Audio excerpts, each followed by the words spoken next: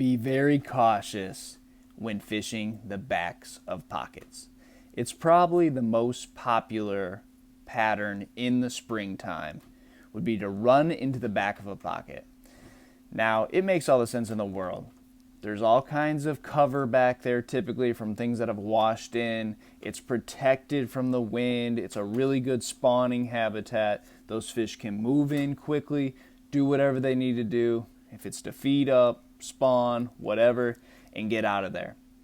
But that's the whole illusion to fishing the backs of pockets.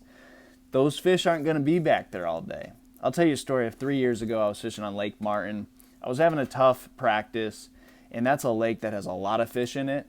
So typically, when the fish should be biting and you're not catching them on a lake where there's a lot of them in it, you're not necessarily in the wrong part of the lake. You're just doing the wrong thing. So I happened to stumble into the back of a pocket, immediately get bit, a better fish than what I'd been catching. I run to the next one. I get bit immediately. The next one. I run 5 or 6 pockets, bites immediately. So I think I've got it all figured out. The tournament starts the next day. I get off the water. I'm going to crush them. I'm not worried about what I'm going to catch them on. As long as I'm in the back of those pockets, it's going down. So we take off at first light. I run the back of a pocket, nothing. I run another back. I run 3 or 4 or 5, 6 backs.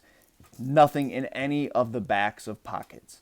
So I wasted the first 3 or 4 hours of the day fishing those. And it ended up happening later in the day. I'd catch some fish and fill out my limit and all that. But I wasted the whole morning fishing for fish that just weren't back there. And it was a major learning lesson to the springtime where you need to keep an open mind always. It changes so quickly that if you get on one deal that seems so strong, every place you go with that pattern, it works. That can all go away, not even in days, but in the matter of hours. It's changing by the hour.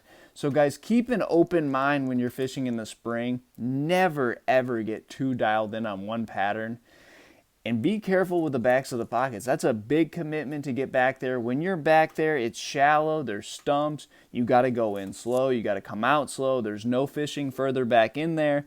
You can't always fish your way out if there's no cover or anything on the bank.